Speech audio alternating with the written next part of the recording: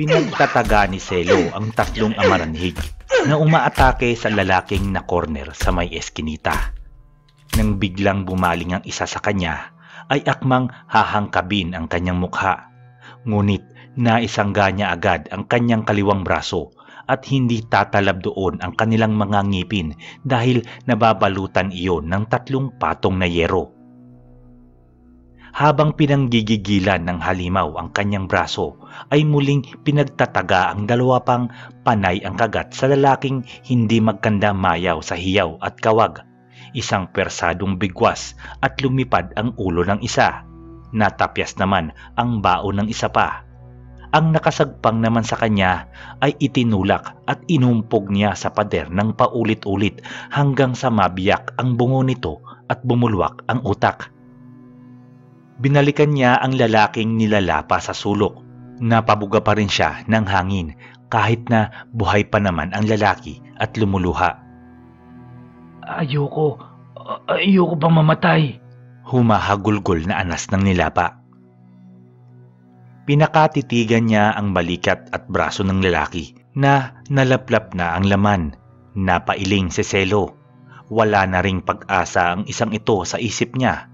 Ilang araw na lamang at magiging isa na rin itong amaranhig. Tulong!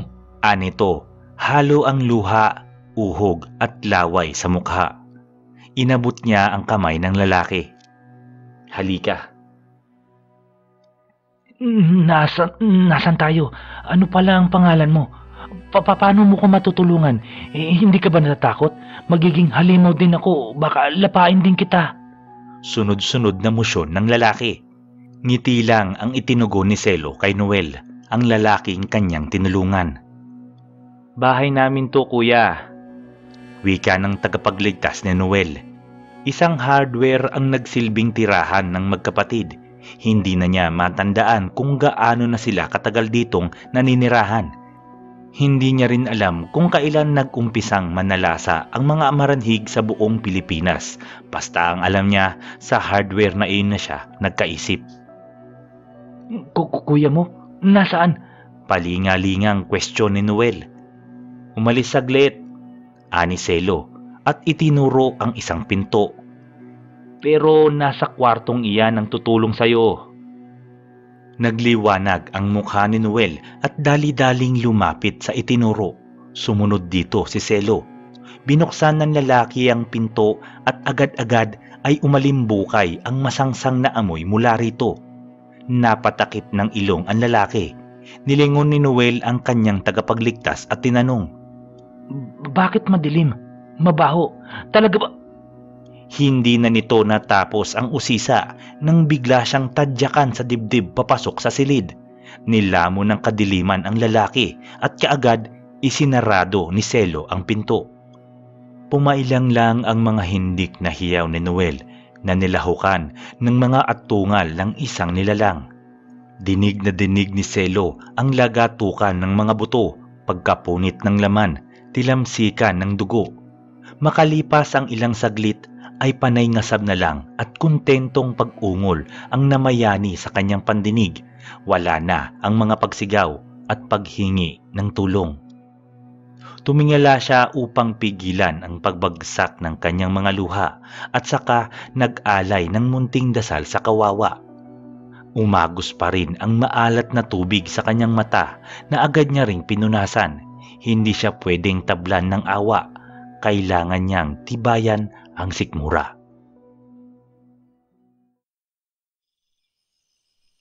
Anong ginagawa natin dito, kuya? Ngumiti si Dario at itinuro ang kwadradong bato sa harapan nilang dalawa. Mayroong nakaukit doong mga pangalan. Puntod ito nina Inay at Itay. Wika niya. Puntod? Nasaan ba tayo? Inilibot ni Selo ang paningin sa paligid. Marami pa siyang nakitang kagaya ng itinuro ng kanyang kuya. Samantala, ang iba naman ay patong-patong sa di kalayuan. Matataas din ang mga damo sa paligid. Kinakabahan siya. Pakiramdam niya ay anumang sandali ay may lilitaw na hindi nakakatuwa. Sementeryo ang tawag dito, Selo. Dito inililibing ang mga namatay sa sakit at iba pang dahilan. Nagsindi ng kandila si Dario at itinirik sa harap ng lapida. Umalis na tayo rito, kuya. Baka mamaya may dumating na amaranhig dito eh. Umayos ka nga, Selo. Araw ng kaluluwa ngayon. Araw ng mga pumanaw. Araw ng mga pumanaw? Palingon-lingon pa rin ang bata. Dapat maglaan pa rin tayo ng panahon para sa mga magulang natin kahit wala na sila. Kahit isang beses man lang sa isang taon. Katulad ngayon, November 2. Binunot ni Dario ang mga damo sa paligid ng lapida. Bakit parang tayo lang ang umaalala sa mga pumanaw? Wala namang ibang tao rito, kuya eh. Ngumiti si Dario at nahiga sa damo. Natatakot na kasi silang lumabas. Baka nga naman salakayin sila ng mga amaranhig, di ba? Bumangon siya at tiningnan sa mata ang kapatid. Selo, makinig ka. Ang mga amaranhig, mga pumanaw na rin ang mga iyan.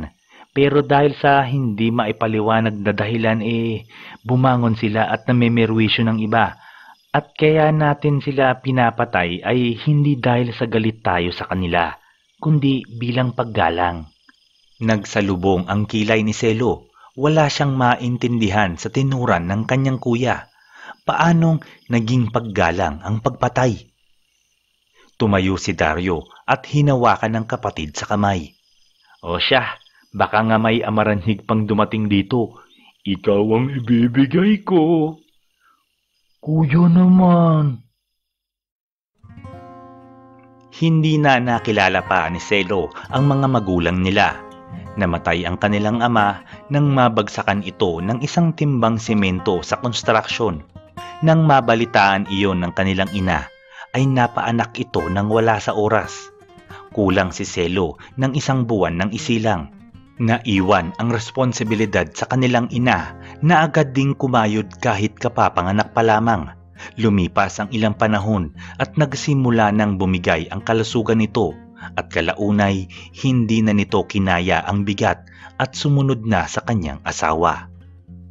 Sa murang edad na 10, si Dario na ang nagsilbing nanay at tatay ni Selo. Ginawa nito ang lahat, magmula sa pangangalakal, pagtatrabaho sa palengke, barker ng jeep, at sa kung anong pwedeng pagkakitaan. Binata lahat iyon ni Dario. Wala siyang ibang iniisip kundi ang kapakanan lamang ng kanyang kapatid. Nagpatuloy iyon hanggang sa dumating ang mga amaranhig. Selo, bilisan mo, ano ba?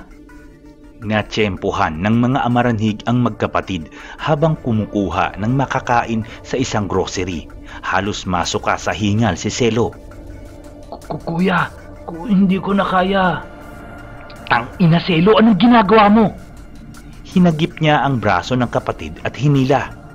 Kuya, Selo, ano ba? Puta, wag naman ngayon. Maluha-luha si Dario habang hinihila ang kapatid. Huminga ng malalim si Selo nang mapansing pagod na ang kanyang kuya. Umiling-iling siya. Tama na ang drama. Pinilit niyang tumayo at sinabayan sa pagtakbo ang kapatid. Pumasok sila sa isang eskwelahan. Nakasunod pa rin sa kanila ang mga amaranhig. Napakabilis din itong tumakbo. Walang kapaguran at doon sila naalanganin. Dito tayo, kuya. Hinila ng batang Selo si Dario papasok sa isang silid, science lab. Dito ay kahit papaano ay mayroon silang pwedeng ipangdepensa. Ibinara ng magkapatid sa pinto ang isang pahabang mesa at sumalampak doon ng upo habang nakasandal. Sunod-sunod ang pagkatas ng tubig sa kanilang mga balat nang sandaling sila'y nagpahinga. Ginamit din nila ang maikling panahon na iyon upang punan ng hangin ang kanilang mga baga. Maririnig ang mga ungol at pagbagsak ng paa ng mga nagtatakbuhang bangkay. Hinahanap pa rin nila ang kanilang hapunan. Walang kibuan ang magkapatid at matamang nakikinig sa mga nangyayari sa labas. Katahimikan. Napawi ang mga ungol at bagsakan ng paa. Tanging ang tambol ng kanilang puso ang naririnig. Dahan-dahang tumayo si Dario. Dahan-dahan din nilang iniusog ang mesang nakabara sa pinto at pinihit ang seradura. Sumilip si Dario. Sandaling nagmatsyag. Nang makasiguro, Takbo! bulong niya sa kapatid. Kahit kababawi pa lamang nila ng lakas, ay muli silang tumakbo palabas ng paaralan. Nang makalabas sila ng gate, namataan sila ng isang maliit na grupo ng amaranhig. Pasalubong ang mga ito kaya lumiko sila. Nabigla ang binti ni Selo sa pagbabago ng direksyon kaya't napadaos-dos ito at bumagsak. Kuya! Iyon ang pinakamalaking pagkakamaling nagawa ng batang Selo dahil nang tawagin niya ang kuya niya at huminto ito saglit ay biglang may dumamba sa liig ni Dario. Nakatakas pa rin naman ang magkapatid sa mga umatake. Nagawa pang makipagbambuno ni Dario sa halimaw na sumagpang sa kanya at muling bumangon para makalayo. Dangan nga lamang at nakagat na siya.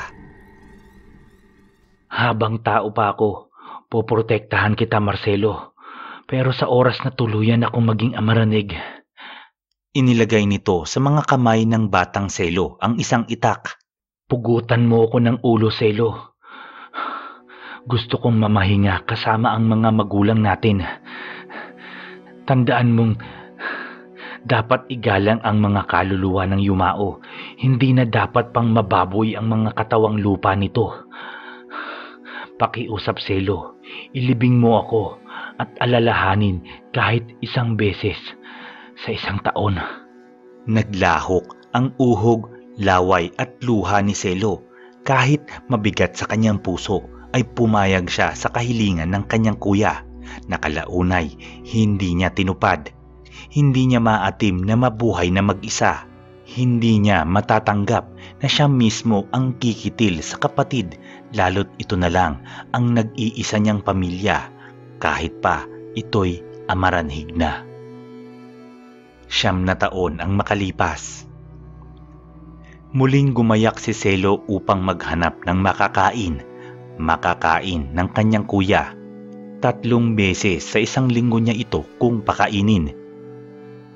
Nag-ikot-ikot siya sa lahat ng pwedeng pamugaran ng mga tao, sa mga abandonadong gusali, sa ilalim ng tulay, sa mga bahay-bahay.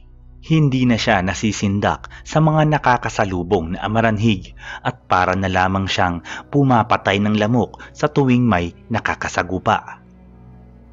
Habang naglalakad, mayroon siyang nakitang isang babae na tumatakbo patungo sa kanyang direksyon. Tila takot na takot ito. Tulong! Tulong! Tulungan mo ako! Lumunok muna ito ng laway. Hinahabol ako ng mga maranhig! Pagpapatuloy nito habang nakakapit sa laylayan ng t-shirt ni Selo. Napangisi ang binata. Sakto. Isip-isip niya. Bukod sa hindi na siya mahihirapang makipaglaban sa mga amaranhig, pagkain na rin mismo ang lumapit sa kanya. Halika, sumama ka sa akin. Wika niya, sabay inilahad ang kanyang kamay. Ngumiti ang babae at inabot ang kamay ng binata. At iyon na ang huling ala-ala ni Selo nang biglang may pumalo sa kanyang batok at mawalan ng malay. Nagising ang binata dahil sa hapding sumisigid sa kanyang binti paakyat sa hita. Nang magmulat siya ng mata, ay napasigaw ito. Isang amaranhig ang lumalapa sa kanya. Napabalikwas siya ng bangon. Tutulong! Hinawakan ng amaranhig ang kanyang braso at hinila siya nito patalikod. Naglalagatukan ang mga buto niya sa balikat at siko. Lumapat ang mabaho at mabutong kamay ng amaranhig sa kanyang ulo. Pinipilipit nito ang kanyang liig bago kumagat sa laman na naroon. Gusto niyang sumigaw, ngunit nagmumumog na siya ng dugo. Gusto niyang igalaw ang kanyang kamay pero nawala na ito ng lakas. Huli na ang lahat para sa kanya. Pumikit na lang si Selo, lumuluha na may kahalong dugo. Pinakikinggan ang mga gatok ng nguya at hiklas ng kanyang laman. Dinama ni Selo ang sakit na nararamdaman. Anong klaseng kaululan kasi ang pag-aalaga ng isang maranhig? Tanginan yan, Buti gago. na lang nasundan natin.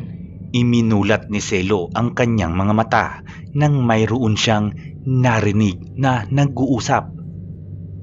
Nanlalabo man ang kanyang paningin, nakaaninag pa rin siya ng 5 figura at dooy namukhaan niya ang isa, ang babaeng balak sana niyang ipakain sa kanyang kuya. Ikaw pala ang siraulong ng bibiktima ng mga kasama namin. Anang isang tinig lalaki. Nais magsalita ni Selo at depensahan ang sarili. Ngunit paano? Gula-gulanit na ang kanyang leeg, lasug-lasug na ang kanyang lalamunan, at kung sakali mang magawa pa niyang magsalita at magpaliwanag, pakikinggan kaya siya ng mga ito?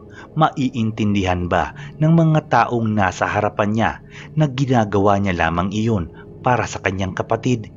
Ngunit paano ang mga nabiktima niya? Namnamin mo ang pakiramdam ng nilalapa, gago. Pagpapatuloy nito, Oo nga, ipapakain mo pa ako dyan sa alaga mo, ha? sambit ng babae. Pero sorry ka, ikaw ngayon ang hapunan niyang alaga mong hayop ka. Sa mga narinig, napaluha si Selo at gamit ang natitirang lakas, ipinihit ng binata ang kanyang katawan. Hinarap niya ang kanyang kamatayan. Nagitla ang mga nakahuli sa kanya, maging ang amaranhig ay natigilan din sa ikinilos ng kanyang hapunan.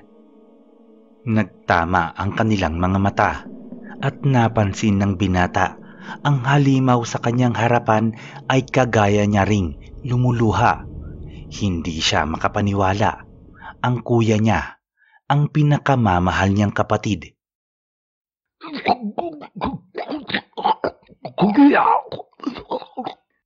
Tama na nga yan. Patayin nyo na yan dalawa, baka mamaya maging isa pa. Patayin nyo na, makawala pa yung isa eh. Anang isang lalaki. Niyakap ni Selo si Dario at muli nilapa ni Dario si Selo. Anong ginagawa natin dito, kuya? Puntod ito nina inay at itay. Puntod? Nasaan ba tayo? Sementeryo ang tawag dito, Selo. Dito inililibing ang mga namatay sa sakit at iba pang dahilan. Umalis na tayo dito, kuya. Baka mamaya may dumating na amaranhig dito eh. Selo! Bilisan mo! Ano ba? Anong klaseng kaululan kasi ang pag-aalaga ng isang amaranhig? Habang tao pa ako, poprotektahan kita, Marcelo. Pero sa oras na tuluyan akong maging amaranig, pugutan mo ako ng ulo, Selo. Gusto kong mamahinga kasama ang mga magulang natin. Tandaan mong dapat igalang ang mga kaluluwa ng yumao. Hindi na dapat pang mababoy ang mga katawang lupa nito. Pakiusap, Selo. Ilibing mo ako at alalahanin kahit isang beses sa isang taon.